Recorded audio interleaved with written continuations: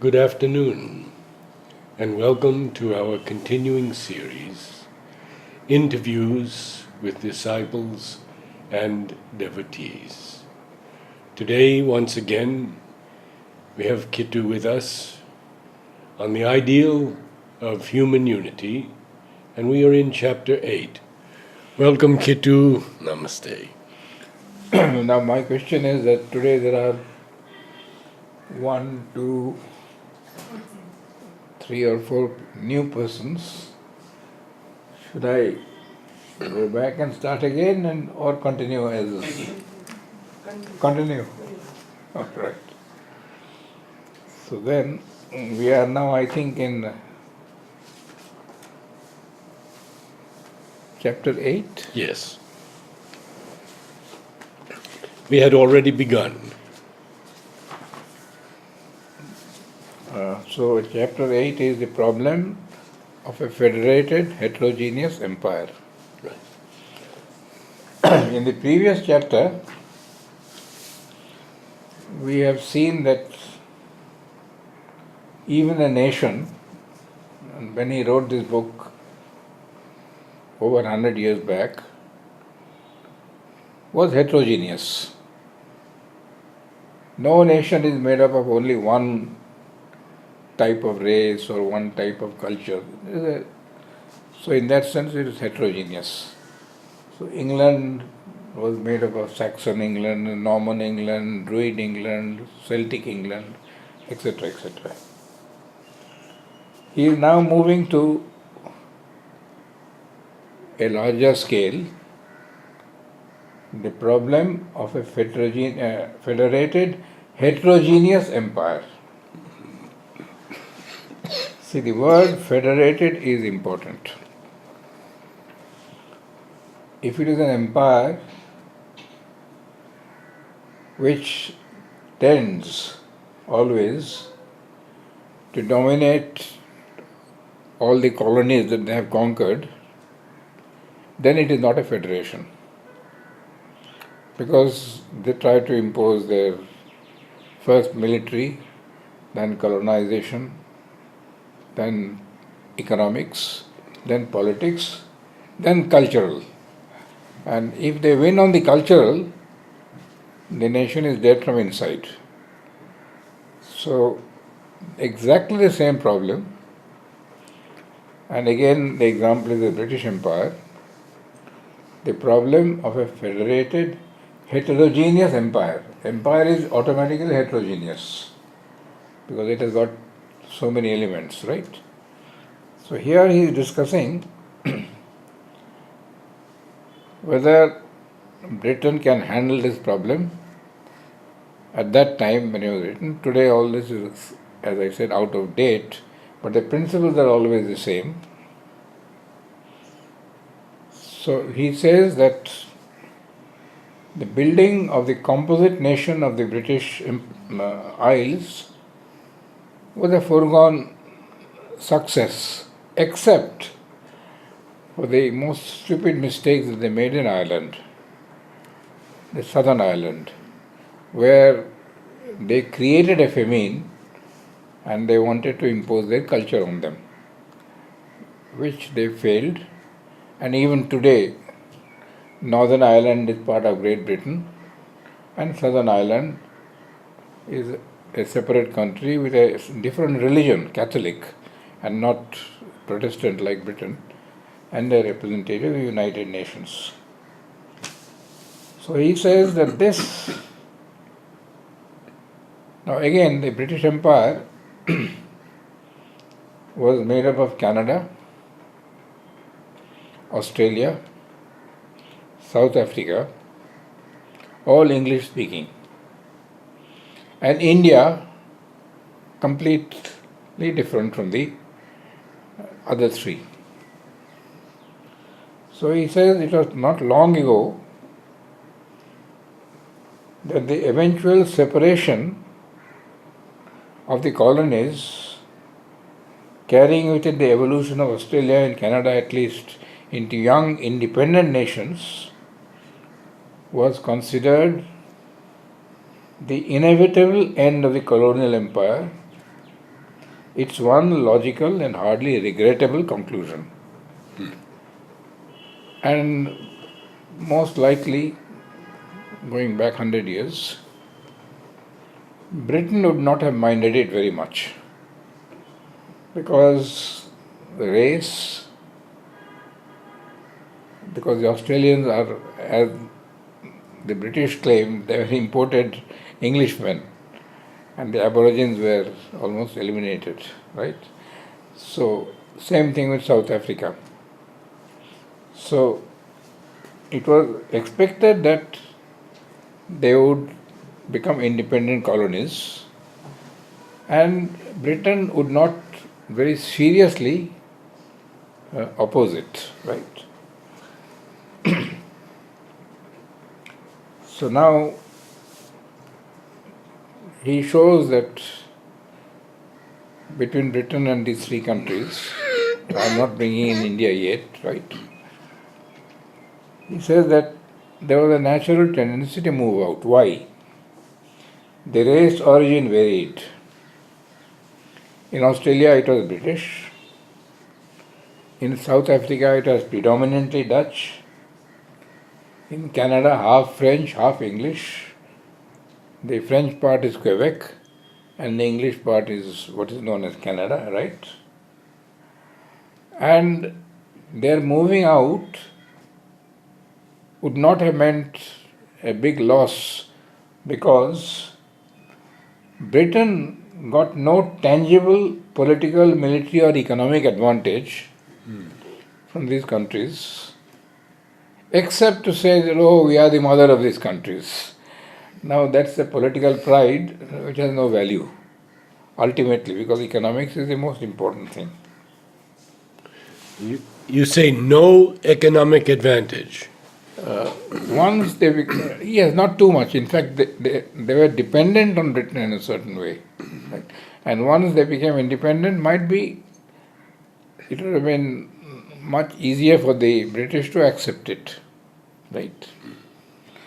Now there is another very interesting paragraph. He says all the conditions are now being altered as the First World War had started. There are many difficulties in the way. Economic difficulties, geographical separation. Look at England, Canada, Australia, South Africa and India, separated by miles, thousands of miles, right? Proximity helps in creating a sense of unity. And then he brings in an idea of an imperial Zollverein. Now this is a very interesting word. Zollverein means that you bring about an economic unity. And Germany, which became a nation only in the 1860s, before that it was 256 states, and that too by Napoleon. Before that it was almost 1,000. Napoleon brought them a little bit together. But they are always German speaking. So Prussia, which was the biggest and the most powerful and a very strong army, led by a man called Bismarck, he thought that we should unite because England has become a nation, strong. France has become a nation, strong. They have empires. Germany has nothing. And how can it have when it is divided into 256 states? So Prussia created what is known as a Zollverein. Zollverein means a kind of economic unity which circumstances almost impose on you. When one nation is very powerful economically and there are many others around you who are in race, culture, similar, I can impose an economic pressure by which you are dependent on me. So Germany got united not by military force, which normally others do, even if they are of the same race and culture, but by economic pressure, right?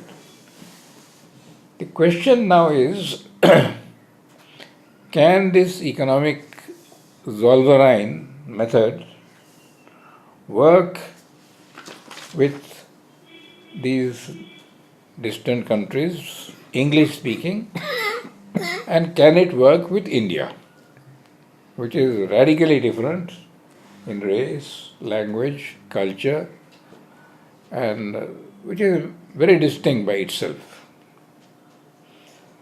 So he says that it's all, a very intellectual approach. He's looking at possibilities because his vision is one thing, but here he is talking to an intellectual. So he is looking at possibilities. He says that all that is needed is that England should continue to handle the problem with a right instinct and not commit anything like a fatal American blunder. I don't know if you know what this means, this fatal American blunder. See, the 13 Confederate States were part of Great Britain. But all the resources of those states and the trade that came, the beneficiary was the Great Britain. And they said, what is this? Everything is coming from our country and they are getting the benefit. Therefore they revolted and then they made the Confederation of 13 states and then they expanded. So this was the whole movement. So they should not do this kind of thing. Now she has to keep it always in mind that her possible destiny is not that of a dominant country, compelling all the parts of her dominions to uniformity with her or to perpetual subordination, but that of the center of a great confederation of states and nations coalescing by her attraction into a new supranational unity. So that was the possibility that he thought that if Britain could do that, and surely it would have been easier with South Africa, with Canada, and with Australia, right? Because there were many things in common. But that supranational unity, where they could have had that pride that they speak English and their English culture is there. See, even today in the United States of America, in Australia, in Canada and South Africa, when you speak of poetry, you speak only of Wordsworth and Shelley, and they have hardly anyone one of their own poets, no? Not too much at least. So it becomes much easier to draw them all together.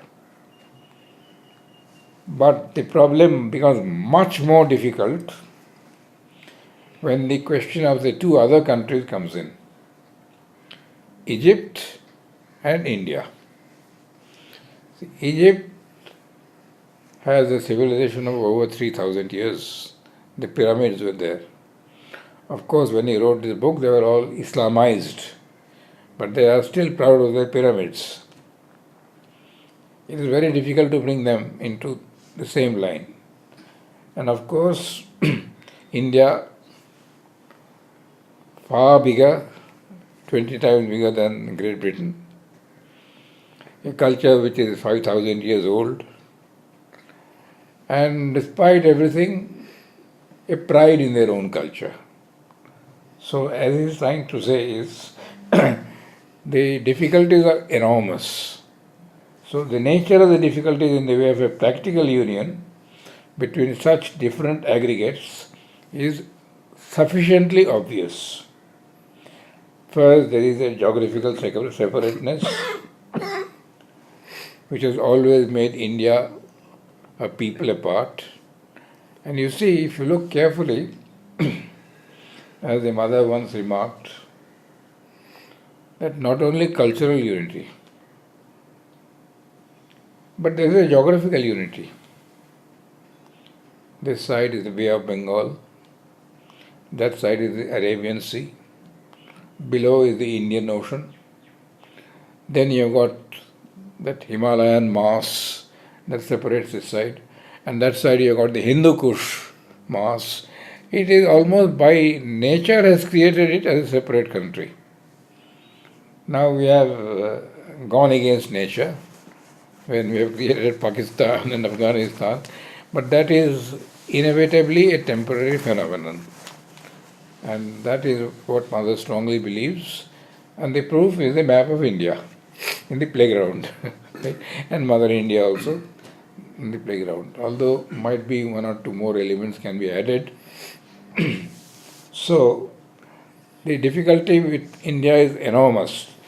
The difficulty of what? Of making it a federated, heterogeneous empire. Right? Even if you give them federation, which means a reasonable amount of independence, like at one time it was proposed dominion status, it is very difficult because today, day before yesterday I had a slightly animated discussion with an Indian lady who lives in London, speaks beautiful English, but she speaks beautiful Bengali also. She sings Indian classical music very well. She is very keen that India should have English as its language. Even today, most of the discussions that take in Parliament are in English. Now this is very strange, and this is exactly what Mother said, that it is strange that a country like India with such a long and ancient culture should have for its administrative structure a foreign language. Like in France, everybody speaks French, need not be scholars, but French unites them. In England, it is English that unites them. In Poland, it is Polish that unites them. In India, it is still English that is the medium of the communication. That's why it is desirable to learn English merely because it helps us to communicate with the outside world, because English is an international language. And I think I would like to add to that French also should be, because France also is very widespread in other parts of the world, like in Africa, in South America, Spanish and Portuguese, right? So English and French should be but the essential language should be Indian. And in one of the interviews that we had with the mother, three of us, all educationists, Mother said, I find it very odd that India has to administer itself and communicate itself through a foreign language.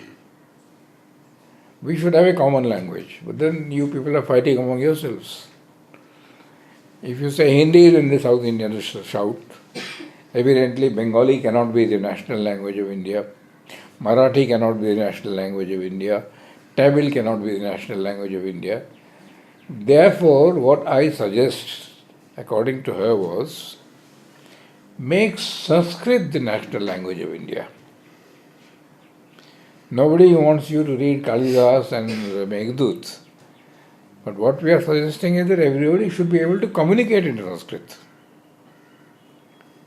Say your simple words, like the local Pondicherrians who are French citizens. They are French citizens because they get a very good pension of 80,000 rupees, 1 lakh rupees, which is very good, right? Their French is atrocious. They speak French because they are French citizens, but it is not good. It doesn't matter, at least they can speak some French. So mother said, exactly in the same way, every Indian should speak Sanskrit. Communicate among yourselves with Sanskrit. And since that day, it was in November 11th, 1967, in the school, Sanskrit has been given great prominence. Not sufficient probably, because children are very practical. They realize that good jobs and good things are much easier by learning English and French. Culturally, Sanskrit is very good because it takes you back to the roots of your culture, to what India stands for. But there is one gentleman called Vishnu Lalit. He's in the ashram. You can talk to him as much as you want, he will not reply to you in any other language except Sanskrit. Whether you understand or you don't understand, it doesn't bother. But he will continually persist speaking in Sanskrit. Now, that makes it sometimes a little difficult. So then he somehow manages to get it across me, because I know Sanskrit, a little bit of Sanskrit, but with a foreigner it is very difficult. For someone who doesn't know anything of Indian languages, he will find it very difficult. So we should have our own language. So now when you try to impose British culture, and the most important instrument of cultural domination is not painting and architecture, but language. Because language is used at every step in life, right? And the importance of language is this. In this same book, a little later, he says that language is the index of the soul of a people. And this is very important to understand.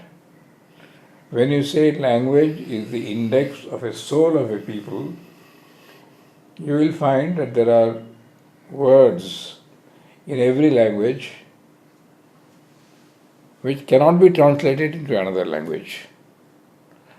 You will get an approximate idea of what it means, but you must get into the feel of the thing, and that is very psychological. Index of the soul of a people, right? So, somewhere I think Sri Aurobindo, the mother, have referred to the word dharma and swadharma.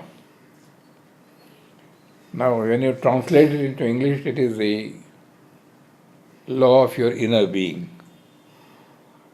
But Indians will feel that quite right, but not exactly that. Because when somebody told Sri Aurobindo, look, he is in the habit of stealing. Sri Aurobindo said that is his dharma. Now, if it is the inner law of his being, it is not quite the right thing, right? So, dharma means it has to be understood in a different way. So, he is saying very clearly that it is hardly possible, where Egypt and India are concerned, that they can even be part of a federated heterogeneous empire. Now, if they can't be federated heterogeneous empire, and the empire has still to survive, then it has to be by compulsion. And compulsion with a country of such a vast size, India, with a country of such ancient cultures, with a pride of its own, it is not possible to continue holding it for too long. So basically this is the idea of this chapter, the problem of a federated heterogeneous empire. Some kind of federation could have been possible with the English-speaking nations, Australia, Canada, South Africa, but absolutely impossible with India and Egypt. So this is the basic thing. Now, if you have any questions, Anmol. No. But I read in this book that Bharati made a comment that before the British came to India, if for example a Tamil king had to correspond with a Gujarati king, the language of communication would be Sanskrit. So that appealed to me. It is written there in that book. Yeah, it's Bharati's this thing. You can read this. See from other side. Interesting.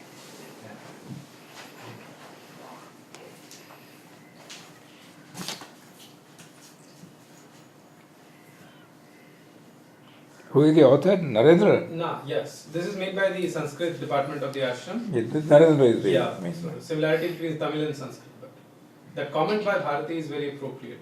That, And Mother itself, as you say. And this was in, when India goes back to her soul, Sanskrit will naturally become India's national language. That's why I said, the language is the index of the soul. And the second very important thing is that all that is valuable in India,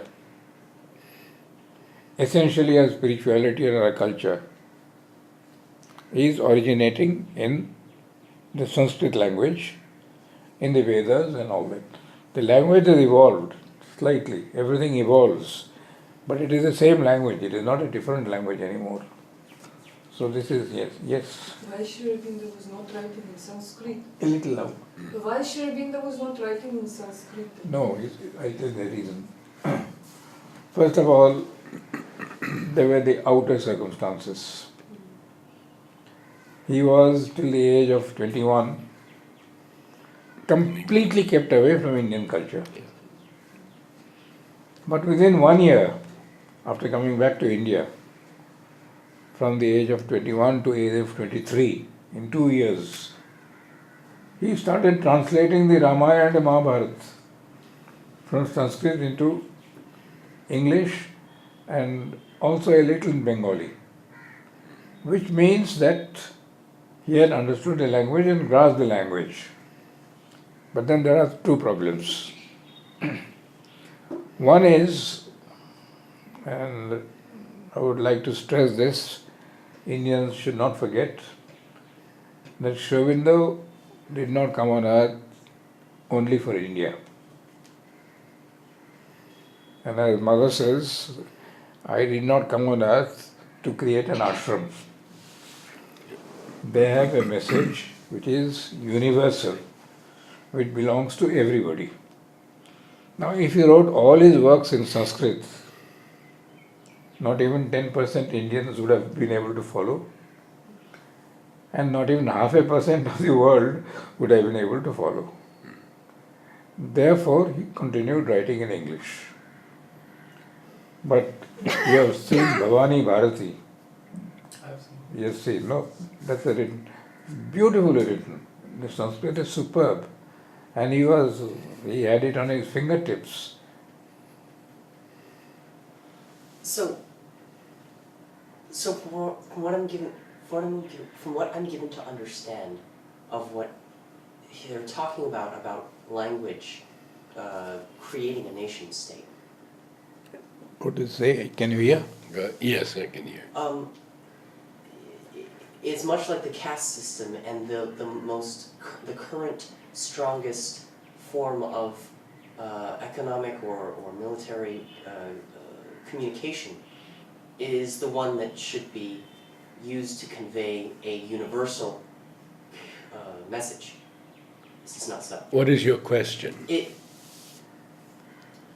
the case that you're trying to unite India, they said that Sanskrit is the way because that's common to everyone. One of the ways. But is not the world soon might be speaking Spanish or Chinese or how are we to be attempting to create a nation state? Can you repeat what he said? Very difficult. He's wondering about how a nation state is created other than language. For example, economics.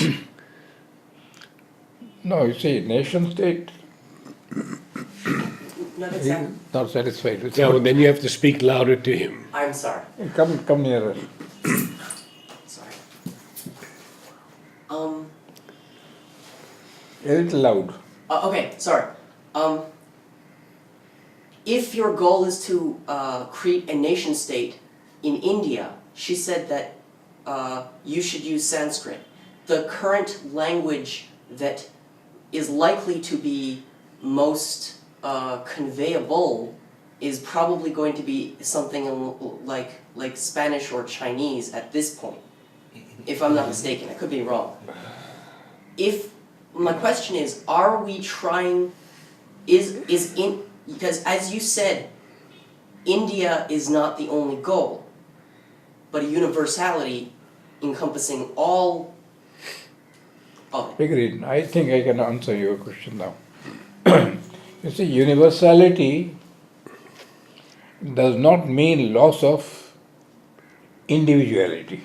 I'm speaking of nations now, right? You can bring it down to your individual level. I don't know your name, but whatever your name, you must be yourself, always. But at the same time, you must widen yourself to absorb, integrate, and make it part of your own thing from other cultures.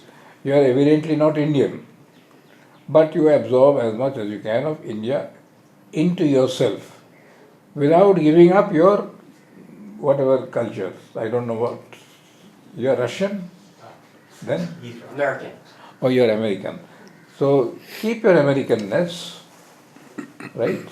And open yourself out and absorb it, and more than absorbing it is assimilate it. See, you must understand this word assimilation. And Aurobindo refers to it constantly. When you eat food, you eat every day. So that food goes into the stomach. And two operations take place. One operation is that it extracts the essence and sends it into the bloodstream. Now, when you are eating cabbage, you will not find cabbage in your blood, but it has been transformed into that, right? And then there is something that is thrown out, rejected. So all assimilation is a double process. A process where you take the essence and make it part of your mainstream, right? You can use the word even bloodstream for Indian culture. And what is not desirable, you reject. So you preserve your individuality, but you must assimilate. If you don't assimilate, if you borrow, then no growth is possible. You have to be true to yourself. All right? So you are American. Which part of America? Born in Minnesota, raised in around DC. Huh? DC, the capital. Washington. Huh? Washington, D.C. Oh, the capital is right. Anybody else has anything? No, I mean, what you are saying about the common language of India being Sanskrit, it sounds like a dream right now. It sounds like a dream.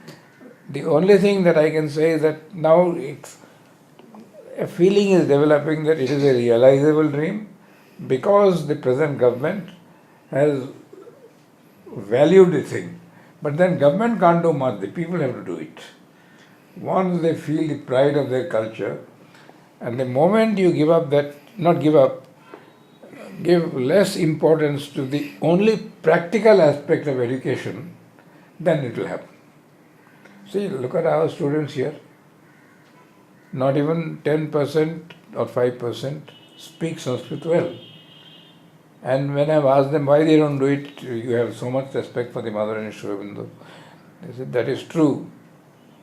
But two things. One is that we are not staying back. We have to go outside and earn our money.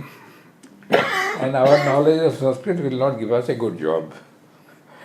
A job will come if I know English, if I know French, if I know an Indian language.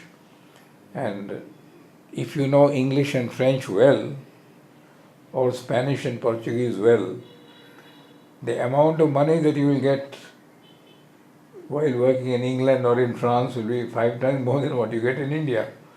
So they have taken a practical approach. And that is why the mother repeatedly said that study here is for the joy of learning. Unfortunately, it is not happening. Study has become much more for other reasons. The joy of learning might be there, and I will not say might be there, it is certainly there, because there are some people who take up some of Sri Aurobindo's works which are difficult. I can guarantee you that you might know your life divine very well, or human cycle very well. It will not land you a job. So what they do is that they keep a corner of their being attuned to Sri Aurobindo, but a big, more than a corner, for practical life. If they had stayed here, there would be no problem, because they are secure. If you go out, you have to earn.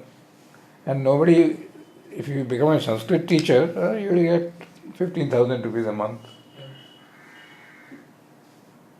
But we also have the pioneers who are teaching Sanskrit, the Sampadanandas and others. Narendra, Yes. Vishnu Reddy himself. And we haven't had that in a while. It's No. much more intense From now. 1967 it has happened. Yes, yes. Sampad has come later, Yes. but he immediately got in tune. But Narendra and Vishnu Lalit, right from that day, 67. 67 November Yes. 11th, I remember, Yes.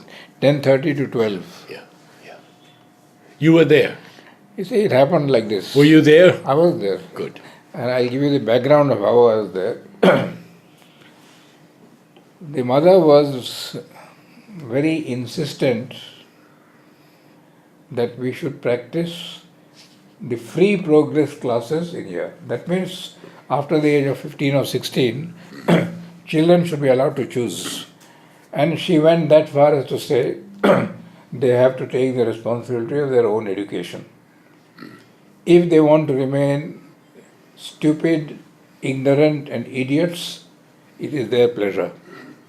Why on earth do you want to make them intelligent if they don't want to be intelligent? Let them find out what it means to be stupid and ignorant.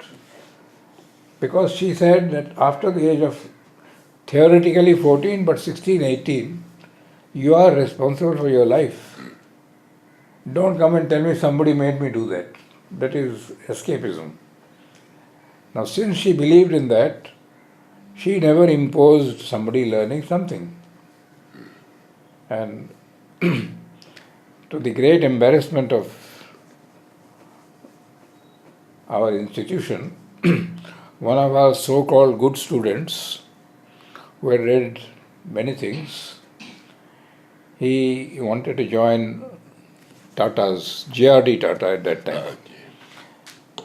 And naturally he was invited for dinner because he was introduced to him. He said, yeah. Then he said, now tell me, Sri Aurobindo's views on political thought, on social thought. He was a zero. It was very embarrassing, both for the guest and the host, because they thought that they will be able to get some knowledge, So it all depends on, if you decide to stay here, then they take up Sanskrit seriously. If you decide to go outside in the world, which is a fiercely competitive world, and where you have to earn your money, you have to earn your living, they take the easier path. Because you can be a Sanskrit teacher, you can go to Banaras and teach Sanskrit, you will get a salary of at most 20,000 rupees. So that is now how to get this new idea to learn for the sake of, for the joy of learning. And this I can tell you with absolute confidence, that my age group, we never went out because our parents were here. all those who have become teachers of my age group today, they will stand out anywhere in the world, right, and give you a very good picture of the political situation, of the social situation. And that is why I was invited by the army. Yeah. I've given 200 talks to the army, Yes. right? Yes. And never once used the word Sri Aurobindo. And because mother told me that when you go out and speak, because it was the first time when I was to speak, I asked her, what do I do? I think I've told you, but I'll tell you once more. When I was asked by Kirit Bhai and Aurobindo, very senior people, to address a youth conference here on human unity, I was very boosted up. Very honestly, my ego was very thrilled. Then 2 or 3 important persons here said, what nonsense are you going to talk? We are fighting here like cats and dogs. And you will give a lecture on world unity? 71. So then I had committed. And then now I was divided. Senior people saying one thing, somebody else saying something else. So I wrote to mother. Mother said, no, you must speak. And then she used 3 words. You must communicate in an intelligent, comprehensible, and some other word, I've forgotten the words exactly, to the youths who know nothing about Sri Aurobindo. And this much I can assure you, that whether it will do them any good or not, I do not know, but it will do you a lot of good. You see, now this is exactly what I'm trying to get at. That we should be concerned with our progress. If we progress, we are helping the world to progress. So charity is a very good way of helping people. You have money, you give that money, you are an altruist. But in this very same book, in the word chapter self-determination, the altruist is very often the biggest egoist. So spiritual life will not go with charity. But if there is a charity where the right hand doesn't know what the left hand has done, you have given it, and you won't even remember that you have given it after some time. And that means it is disinterested.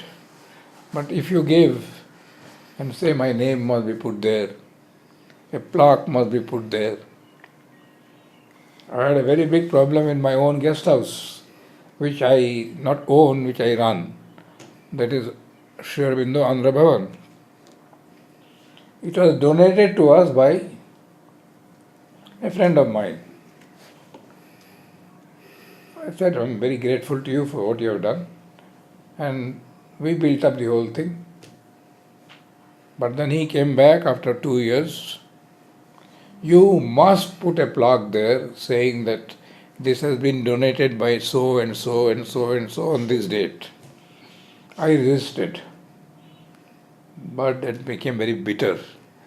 So then I had to, and finally 2 years back, although it is more than 14 years, we had to put the plaque. They have to announce to the world that we have given to the mother something. Now when you want to give something to the mother, it is not to be announced, it is done. Now that's a difficult attitude in the world, and he is not getting any benefit out of this. When we give to the mother, it is hers that we are giving. But then you must have that attitude, no?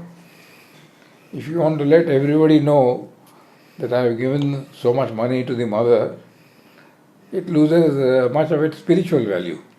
It might be very useful for work, but the spiritual value is lost. And if you are seeking for spiritual growth, then the right hand must not know what the left hand has done. But that if is very important. And there was a gentleman called Nishikanto. You've heard of him? I knew him. I used to give night duty for him. He used to talk, very humorous. And he says, when you read Aurobindo,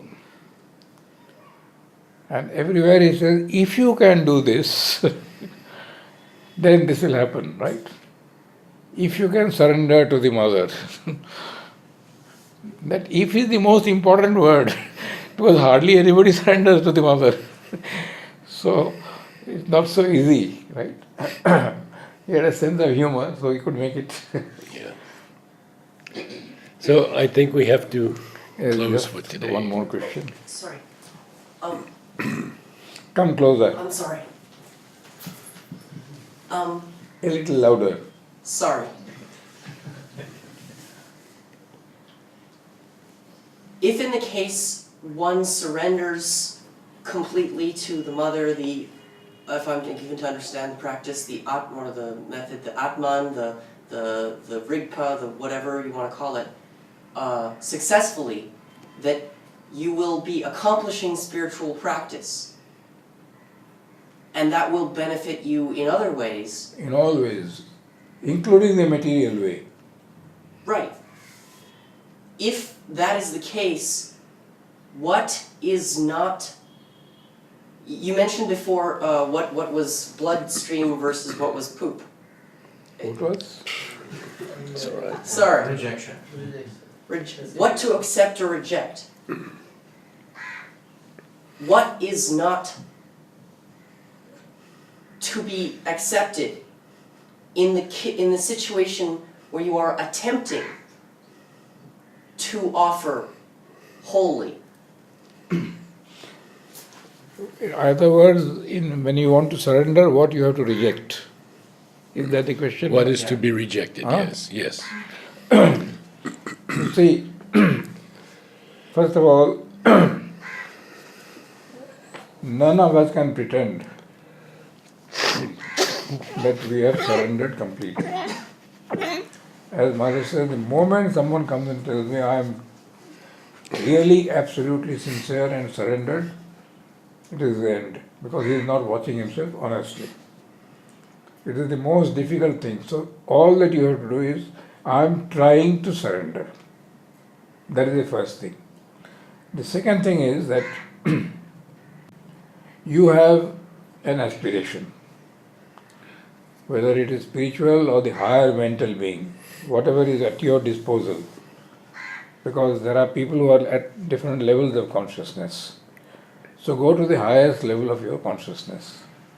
And anything that tends to pull you down from that level, you must keep away from. And there are times when you must keep away physically from people who will pull you down, because they have their vibrations. You go and talk to them, they will send their vibrations to you. You find that you are not capable of rejecting it. Keep away. If you want to progress, if you are interested in satisfying yourself, no problem at all. See, I won't give, even if I give you won't understand anything. Young men, when we are 18, 19, 20, 21, you are attracted by girls. Mother said very clearly to some, keep away from this person, because she will pull you down. Now I am not trying to say that girl will pull you down. It is that there is something in you that is attracted to her. So it is that each one is pulling each one down. To some, even if she is from the opposite sex, it raises you. She touches a higher level. Then she encourages it. So each one has to find out. I am not using the word psychic being. I am using the word the highest level of your consciousness. Don't allow anything to pull you down. And every day, if you are a little careless, something will come which will try to pull you down. All right? Okay, Kittu. I think we have to. So we'll stop. Yeah. Next week, we will begin with Chapter 9. Next week is chapter 9. I think Yes. it is the possibility of a world empire. Good. All that is, as I said, belongs to the past. Today it will not work. Yeah. Yeah.